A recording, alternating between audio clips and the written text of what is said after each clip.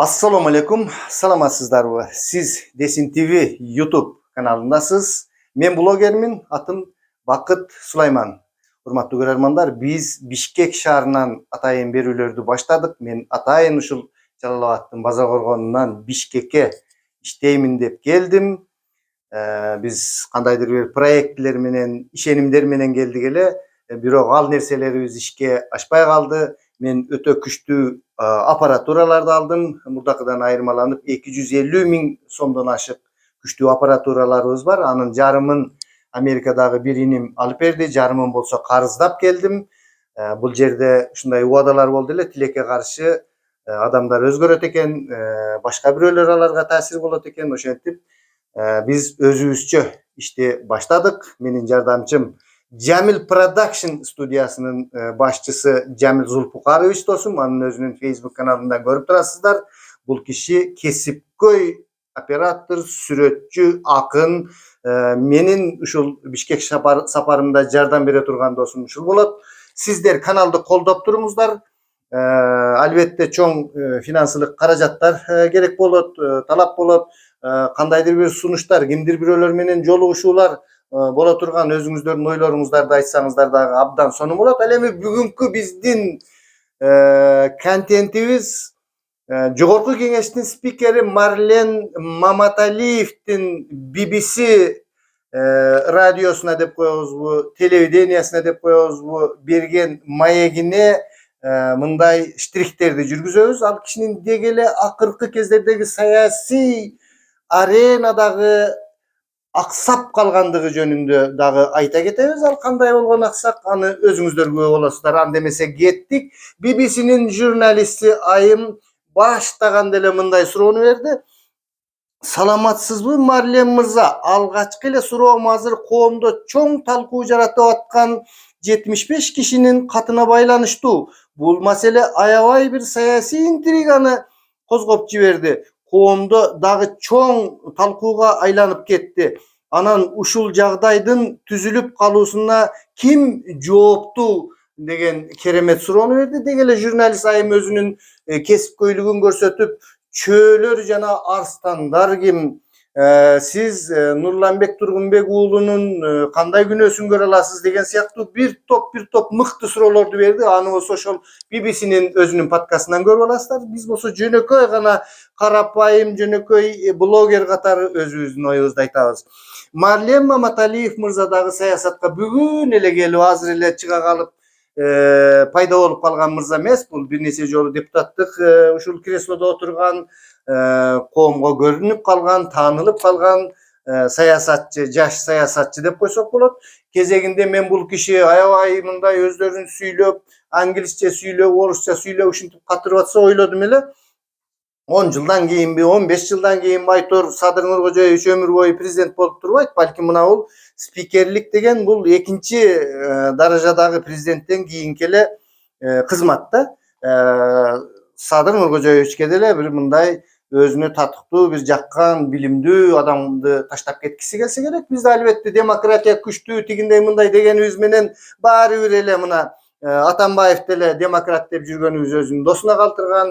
Мына ушундай эле нерселер болот деп мен божомолдоймун. Балким кийин ушул Марлен Маматалиевдин бир ушундай бейнеси көтөрүлүп кетсе, мен ушул кишини балким Садыр Нуркожоевич өзүнүн кийинки орунга калтырабы дегендей дагы божомолияны айтып койдук эле да. Бирок тилекке каршы кечээки өткөндөгү сөздөрүнө караганда бул киши баягы оозунан сөз чыгып кеткенден кийин эми азыр алапайын таппай калгандай, ошол нерселерди ордуна келтирүүгө аракет кылгандай бир нерселерди кылып жатат. Чөөлө деген жерде ал журналисттин суроосуна жок, биз бул жерде 75 кишинин каты жөнүндө сөз эмес, биз жогорку кеңештин ушул сессия, ушул мына каникулга чейинки иштерин жыйынтыктай турган, биз ошол жөнүндө сүйлөшмөкчүбүз дегендей мындай деди. А бирок подкасттын баары эле ошол 75 киши, андагы Нурланбек Тургунбек уулунун орду, Камчыбек Ташиевдин эмеси, ким арстан, ким чөө, мына ошолор жөнүндө болду да. Эми мен мындай блогер катары, блогер десе кээ бири күлөт экен, жанагы TikTok'тогу блогерлерди элестетип алып, чоң эле киши кантип блогер болсун дегенде, эми мен ошондой блогербиз да. ayak buyaka barganda gülüp kalabız kar blogerler dep. Oşo karıgan bloger katары özümdün oyumdu aytıp koyayım. Siyasatda en bir çoğ darajalı spiker bolup turgan kişinin anan şakaldar, anan arstan, şakaldar hiç kaçan bir mınday şakalatalar dep orusçaсын koşup bir ушундай сөздөрдү айткандыгы албетте бул кишиге абдан чоң минус болду. Мен дагы жанакындай келечектеги президент боло турган мыкты адам экен дегендин биринчи эле кадамынан мындай нерсени көргөндө biraz чын эле айтайын иренжий түштүм. Ошондо эле комментарийлерди жаздыңыздар эле. Ой анан тигиндей мындай деген бизде коомчулукта боло берет. Мындай нерселер болбосо керек дедим эле да. Анан бул киши мындай слабый жерден согоюн дедиби, Камчыбек Ташиев ушул нерселердин башында тургандыгы жөнүндө кандай ойлойсуз дегенде андам буйт берди. Эми баягы канткенде дагы Камчыбек Ташиевди биз жамандайбызбы, жакшылайбызбы? Анын өзүнүн сүрү бар, анын артында кичине адамдары бар. Ал нерсени балким сезип турабы же балким ошол сүйлөсө кандайдыр бир Камчыбек Ташиевден реакция болушун күттүбү? Жок, мен бул жөнүндө айтпайм деп ал жөнүндө айткан жок. Эми жанакы слабое звено деген орустар айтмакчы, Нурлан Тургунбек уулун баарыбыз эле согуп атпайбызбы мен баш болуп? Бул аталык деген, бул мындай кылган, бул биринчи камалат деп дагы чыкканбыз. Ошол кишини сокту да. Ачык эле айтып коеюн деп айтты. Бул кишиге ошол жанакы аксакалдар тетиги Түркияда жүргөндө коңгуроо чалган, ошондуктан мындай болгон, бул кишинин күнөөсү түздөн түз бар деп. Анан бир жагынан бул айтып атат, биз депутаттык комиссия түзбөй калгандыгыбыздын себеби ушул сотко басым болуп калбасын деп. Бирок биз коомчулук айтат элек да. Ошол тергөө иштери ар тараптуу жүрүш керек. Чын эле ошол 75 киши, 75 аксакал дейбизби? Чын эле ошондой жаман ниеттери болгонбу? Депутаттык комиссия, ошол депутаттардын ички ашканасы, ички кухнясындагы адамдардын ою кандай болду? Аны коомчулук эмне деп жатат? Деген сөздөрдү биз чынын айтканда укпай калдык да. Ал эми Марлен Маматалиев мырзанын жообу болсо ушундай сотко бир таасир болуп калышы мүмкүн дейт. Анан жанакы эмне деди? В мире животных дагы сөздөрүмдү дагы деп айтты, жанакы шакалята деп Мауглинин киносундагы мультфильмдеги нерсени айтып атпайбы? Анан мунун баардыгын сот ачыктайт. Сот ушундай болот дегендин өзү дегеле бул ушул албетте журналист эгерде 75 киши жөнүндө сураганда биз 75 киши жөнүндө сүйлөшпөйбүз деп туруп сүйлөшпөй эле койсо болмок. Бирок кечээки күnkү эфиринде мына мен аябай көп комментарийлерди азыр мына берки телефонумда бар, окуганга аракет кылабыз. Дегеле коомчулук бул кишиге мындай кандай деп койсок экен, жакшы пикирлерин жазышпады да. Азыр биз катарынан окуйбуз. Комментарийлерди. 328 комментарий бар экен. Эми бир 4-5 комментарийби ушундайын окуп коюуга аракеттенемин. Так, ага чейин мен дагы мындай даярданып алдым эле. Так. Мурун төраганын бул жерде тиешеси болгон. Анткени мен өз көзүм менен окудум. Жана комиссия эме деп. Анан комиссия болгон жок деп атып, анан бир жеринде комиссия мынтти, комиссия тигинтти деген дагы сөз чыгып кетти да. Албетте бир мындай техникалык ката кетип калышы мүмкүн. А бирок мындай маанисине караганда комиссия болгон жок. Анан каякта комиссия жөнүндө сөз болуп атат да. Тергөө бүтүп сотко өткөрүп берди. Мен сот чекит койгондо баягы мен айткан каттуу сөздөр мүмкүн өз ордун табат деп ойлойм дейт. Каттуу сөздөр дегени жанакы шакал, шакалята, арстан деген сөздөрдү айтып атат да. Эми бул нерсе мына Камчыбек Ташиевдин дагы аябай колдоочулары көп. Анан аябай пактакөр кошоматчылар көп. Эки досту бөлбөш керек, андай мындай деген эми ошондойлорго бул Марлен Маматалиев бир жагынан жакпай калды да. Ал эми жанакындай туура эмес спикер болуп туруп шакал анан мындай деген сөздөрү албетте ал эки досту колдогондор эле эмес. Баарын эле мындай даже мен деле ойлоп калдым, эми кантип ушундай билимдүү intellekti jogorу adam anan ушундай сөздөрдү сүйлөдү деп. Сот өзүн ошол нерсени ордуна коет деп жаткан нерсе дагы Кыргыз бийлигиндеги экинчи даражада турган спикердин сотторго мындай месседж келтирип аткандыгы болот. Силер ушундай кылгыла деп эми албетте биздин соттор кандай экендигин билесиздер. Адилеттүү болобу, адилеттүү болбойбу? Мына азыр сот процесси жүрүп жатат. Ачык кылабыз дешти. Ачык кылганда кайра жабык кылабыз дешти. Кайра жабык кылды иши кылып биз деле түшүнбөй турабыз. Же буларды камайбы, же камабайбы? Бир туруп ачат, бир туруп жабат. Деги эле бир башкача сот болду да. Жанагы Нурламбек Тургунбек уулу бул тарыхый сот болот деп айтып койду эле. Мындай эми бу окшогон соттор канчасы эле болуп жүргөн, мунун кандай даражада тарыхый боло тургандыгы жөнүндө деле күмөн бар. Бирок чын эле ошондой бир туруп ачылат, бир туруп жабылат. Жанагы илгери биз кичинекейибизде ырлап эле автобустун эшиги ачылса да жабылбайт, баланчанын кыздары издесе да табылбайт дегендей, буларды косо ачыла берет экен, жабыла берет экен, айтыла берет экен, кайтыла берет экен иши кылып бир ушундай нерселер болуп атат. Марлен Маматалиев мырза ушундай сөздөрдү айтты. Дагы коомчулук өтө сезимтал.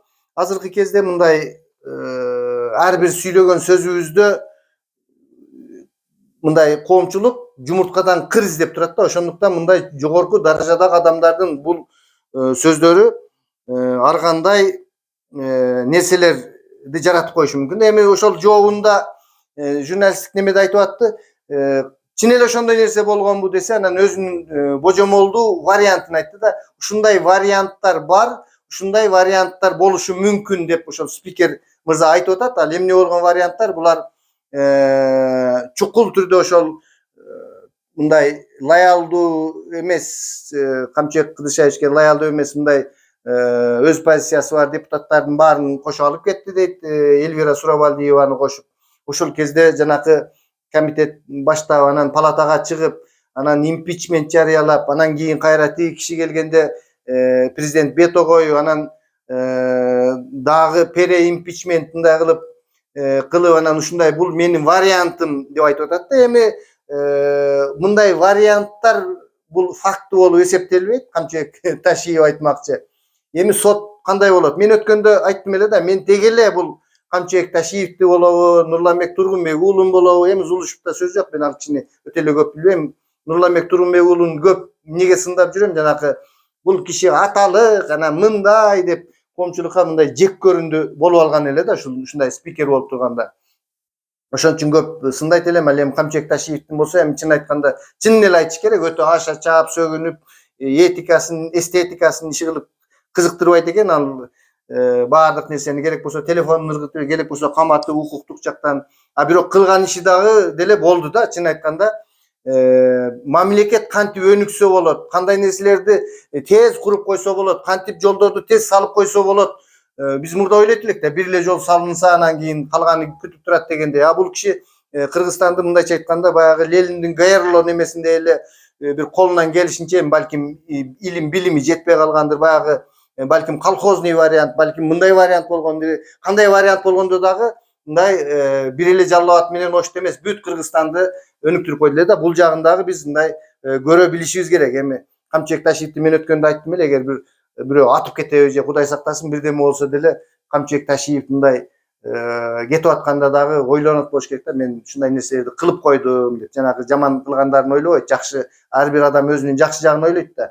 Мен ушундай нерселерди жасап койдум, арманда эмесмин дегендей жигиттик, баягы өзүнүн адамдык нерсесин кандайдыр бир деңгээлде, жаманбы, жакшыбы, аны кийин билеттир. Эми мен ойлойм, бул кишинин жакшы жактары дагы көп болду, жаман жактары дагы көп болду. Ушу саясаттын сересинде ушул Марлен Маматалиевдей болуп, аша бир сөздү сүйлөбөй, бул киши өтө көп колуңду сындырам, мындай деп бир небелерди айтып адашып алды. Эми сөз ал жөнүндө эмес, бүгүн Марлен Маматалиевдин ушундай нерсеси жөнүндө болуп атат да. Мына ушундай нерселер, ушундай сөздөрүбүз баягы жумурткадан кыр чыгарган кыргыз коомунда аябай бир нерселер жаратат экен да. Ошондуктан урматтуу саясатчылар, биринчиден урматтуу ишкерлер, сөзүңөрдү оозуңардан чыгарда ойлонуп, ошол нерсе кандай таасир берет же болбосо кандайдыр бир жеке адамдар менен мамиле кылганда деле мен ушул нерсени бирөөгө убада берип алып анан аткара алам эртеге, анан аткара албай анан кийин тете-мете деп айтышып кимдир бирөөлөрдүн таасирине кирип өз чечимимди өзгөртүп коемунбу деп ар бир адамдын керек болсо коомчулук эмес, ар бир адамдын алдында ошол сүйлөп жаткан жогорку турган адамдын орду чоң болот да. Мына ошондой нерселерди айтып кетмекчимин. Урматтуу көрөрмандар, каналды колдоп туруңуздар. Биз өтө чоң каражаттар керек. Бишкекте жүрүүгө тияка бияка жакшы. Мен бу жерде ушул досторум бар, башкалар бар, эптеп септеп атабыз. Студия азырынча жок, сүйлөшүп атабыз. Каражаттар керек. Эсептерди жазып коебуз. Бизде эч кандай спонсор жок. Ошол америкалык иним атын айтпай эле коеюн, эми ошол $1,5 миң, $128,000 сом болот экен. Курсу мындай бир процент иши ошондой болот окшойт. Андан сырткары дагы 130 миңдей карыз, 150 миңдей карыз болдук да.